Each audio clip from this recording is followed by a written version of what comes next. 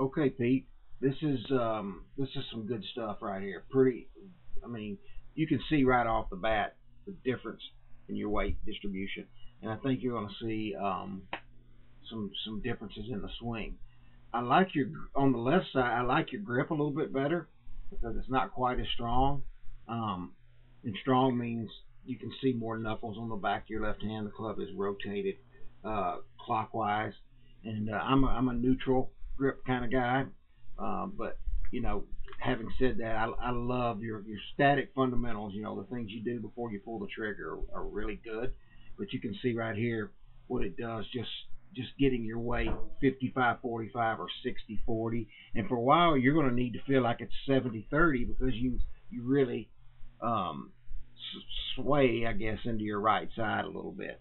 So we're going to do a position by position comparison. This one's going to take a little time, so bear with me. Um, so I'm going to stop you over here on the left side at position two. Position one is addressed. Position two is where the shaft is parallel to the ground. So you can see you make a pretty good size move into your right side. What I'm going to do is I'm going to put a little, to draw a couple of lines here. I'll put one right here on your head, right by your left ear. Let's just see how much you move off of that. I'd like you to keep your left ear right on that line throughout the whole swing. So we'll just kind of see what it does. All right. You make a small move over here on the left. Okay, that's position two or P2. You'll hear me say that a whole lot.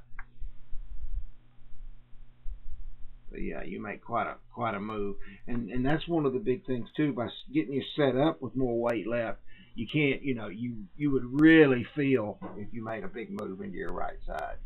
Okay, so we're going to go from P2 to P3. All right, and P3 is where you want to have a good 90-degree angle.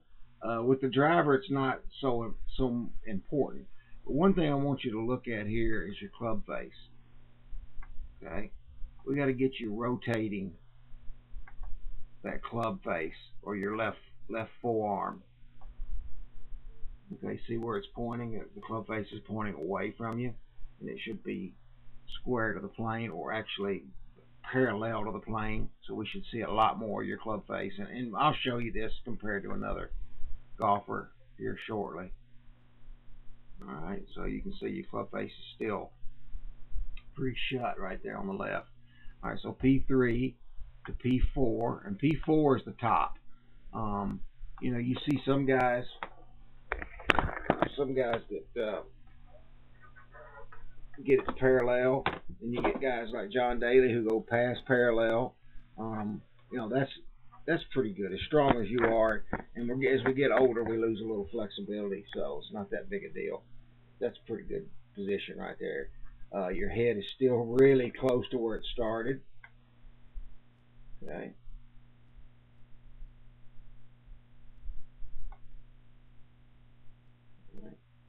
It's not a bad position on the right. And again, you can see your club face now. That club face is pointing. It's just really shut. And what happens if you re-roll or roll your forearm into impact? Well, you're going to have a shut club face, so you have to what we call hold on to it, or you're going to smother it. All right, so that's P4. All right, P5 is just the same as P3. It's just on the way down. So the left arm is parallel to the ground. Okay.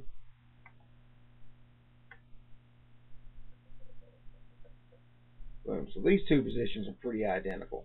All right. P6 is the same as P2. It's just on the way down. Okay, so not a whole lot different in these two golf swings once you get started on the way down. Okay, but a lot of difference. If you look at that ball position. Okay, so here's impact. Great impact position. I can't hardly complain about that. But that's my job right here, is to pick this apart. All right, you can see on the left that your left hand is really strong. That's a much better left hand position on the right. But that's all set up. That's all your grip from the start. All right, so here we should see some differences here. And this is what I wanted you to do. I want you to keep those arms straight. See, that's good stuff there. Now, if I go, I'm going to draw a little angle here on your right wrist. I want you to maintain that at least to P8. Okay, P8. P7 is impact. P8 is there. Okay. You can't tell from here. It looks like it's flat, but that's actually pretty darn good right there. Your eyes are still down, pretty much looking at the ball.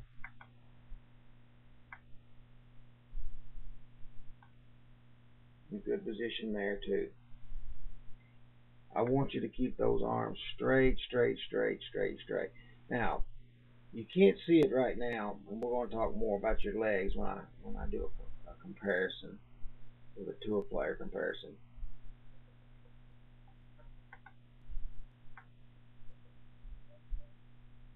Okay, see how your arms kind of wrap around your body there? They got to stay straight. Keep those arms as straight as you can for as long as you can. A real good example of that is probably Zach Johnson on the tour. And he's not a very big guy, and he can't hit it out of his shadow. But that's what helps him out there. It helps his accuracy. He has to be straight, or he can't play with those guys. All right. So the next thing I'm going to send you is a comparison with a tour player.